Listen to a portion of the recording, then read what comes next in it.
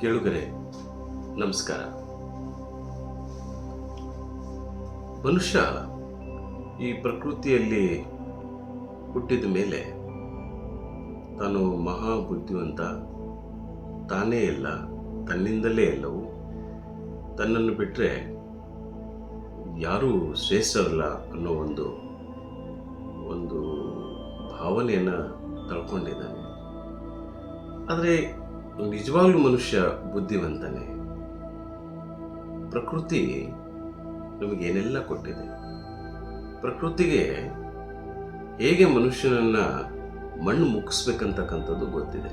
ಯಾಕಂದರೆ ಅನಾದಿ ಕಾಲದಿಂದಲೂ ತಾನೇ ಬಲಿಷ್ಠ ಎಂದು ನಂಬಿಕೊಂಡಿದ್ದ ಅನೇಕ ಜೀವಿಗಳು ಇವತ್ತು ನಶಿಸಿ ಹೋಗಿದ್ದಾವೆ. ಡೈನಾಸರಸ್ ಕತೆ ಏನಾಯಿತು? ಅತ್ಯಂತ ಕ್ರೂರವಾದ, ಅತ್ಯಂತ ದೈತ್ಯಾಕಾರದ ಪ್ರಾಣಿಯಾಗಿರ್ತಕ್ಕಂಥ ಡೈನಾಸರಸ್ ಇವತ್ತು ಭೂಮಿ ಮೇಲೆ ಅದರ ಪಳಿಯುಳಿಕೆ ಇಲ್ಲದಂತೆ ಆಗಿ ಹೋಗಿದೆ. ಸೊ ಹೀಗಿರುವಾಗ ಈ ನರಮನುಷ್ಯ ಎಷ್ಟು ದಿನ ಬದುಕಬಹುದು? ಹಾಗಾಗಿ ಮನುಷ್ಯನಿಗೆ ಈ ಅಹಂ ಯಾಕೆ? ಮೆಟೀರಿಯಲಿಸ್ಟಿಕ್ ಜಗತ್ತನ್ನು ನಂಬಿಕೊಂಡಿರ್ತಕ್ಕಂಥ, ಕೇವಲ ಐಷಾರಾಮಿ ಸುಖವನ್ನು ಬಯಸ್ತಕ್ಕಂಥ, ದುಡ್ಡಿನ ಬಲದ ಮೇಲೆ ಬದುಕಿರುವ ಮನುಷ್ಯ ದುಡ್ಡೇ ಸರ್ವಶ್ರೇಷ್ಠ ಎಂದುಕೊಂಡಿದ್ದಾನೆ. ಆದರೆ ಅವನಂತ ದಡ್ಡ ಈ ಭೂಮಿ ಮೇಲೆ ಮತ್ತಾರೂ ಇಲ್ಲ. ಕೇವಲ ದುಡ್ಡು, ಕೇವಲ ಅಧಿಕಾರ, ಇವುಗಳು ಮಾತ್ರ ನಮಗೆ ನೆಮ್ಮದಿಯನ್ನು ಕೊಡೋದಿಲ್ಲ. ಹಾಗಿದ್ದಿದ್ರೆ ಬುದ್ಧ ಮನೆ ಬಿಟ್ಟು ಹೋಗ್ತಾ ಇರಲಿಲ್ಲ, ಮಹಾವೀರ ಮುನಿ ಆಗ್ತಾ ಇರಲಿಲ್ಲ, ಅನೇಕ ಸಾಧು ಸಂತರುಗಳು ಹೀಗೆ ಎಲ್ಲವನ್ನು ತ್ಯಜಿಸಿ ಕಾಡನ್ನು ಸೇರ್ತಾ ಇರಲಿಲ್ಲ. ಅನೇಕ ರಾಜರು ಕೂಡ ಕೊನೆಗಾಲದಲ್ಲಿ ತಮ್ಮ ಅಧಿಕಾರವನ್ನು ಬಿಟ್ಟು ಹೋಗಿದ್ದು ಉಂಟು. ಯಾಕೆ?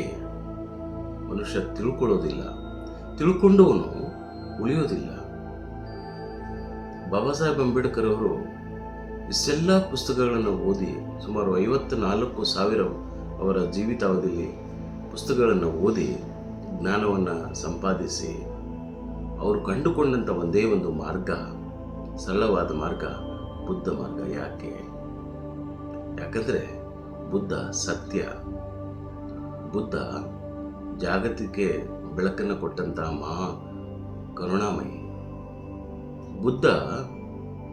ಬುದ್ಧನಿಗೆ ಮಧ್ಯಮ ಮಾರ್ಗ ಸೂಚಿಸಿದ ಸುಜಾತ ಅತ್ಯಂತ ಸರಳ ಮತ್ತು ಸಾಮಾನ್ಯ ಮಹಿಳೆ. ಹೀಗಿರುವಾಗ ನಾವು ಜ್ಞಾನವನ್ನು ಯಾರಿಂದನಾದರೂ ಪಡೆಯಬಹುದು. ನಾವು ಈ ಅಹಮ್ಮನ್ನು ಬಿಡದೆ ಹೊರತು, ಎಲ್ಲವೂ ನನ್ನಿಂದಲೇ, ಎಲ್ಲವೂ ನಾನೇ, ಅಹಂ ಬ್ರಹ್ಮಾಸ್ಮಿ ಅಂತಕ್ಕಂಥ ಇದನ್ನು ಬಿಟ್ಟು ನಾವು ಜನಸಾಮಾನ್ಯರು, ನಾವು ಎಲ್ಲರಂತೆ ಅಂತಕ್ಕಂಥ ಮನೋಭಾವನೆ ತಳೆದಿದ್ದರೆ ಬಹುಶಃ ಮನುಷ್ಯ ಉದ್ಧಾರ ಆಗೋದಿಲ್ಲ. ನೋಡಿ, ಅದಕ್ಕೆ ದೊಡ್ಡ ದೊಡ್ಡ ಶ್ರೀಮಂತರ ಮಕ್ಕಳು ಈ ನೆಲದ ಜೊತೆಗಿನ ಸಂಪರ್ಕವನ್ನು ಕಳ್ಕೊಂಡಿದ್ದಾರೆ. ನೋಡಿ, ಬಹುತೇಕವಾಗಿ ನಾವು ನೆಲದ ಸ್ಪರ್ಶವನ್ನು ಕಳ್ಕೊಂಡಿದ್ದೀವಿ.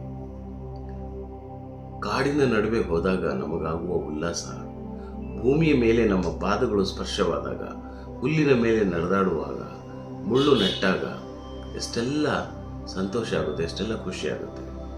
ಮುಳ್ಳು ನೆಟ್ಟಾಗ ಆ ಪ್ರಜ್ಞೆ ಏನಿದೆಯಲ್ಲ ನಮ್ಮ ಮೆದುಳಿಗೆ ಅತಿ ವೇಗವಾಗಿ ಹೋಗಿ ನೋವನ್ನು ಉಂಟು ಮಾಡೋದು, ನೋವು ಹೇಗಾಗುತ್ತೆ ಅನ್ನೋದನ್ನು ನಮಗೆ ತಿಳಿಸ್ಕೊಡುತ್ತದೆ. ಅಲ್ಲಿವರೆಗೆ ಮನುಷ್ಯನಿಗೆ ಯಾವ ಸಂಕಷ್ಟ, ಯಾವ ನೋವು ಗೊತ್ತಾಗೋದಿಲ್ಲ.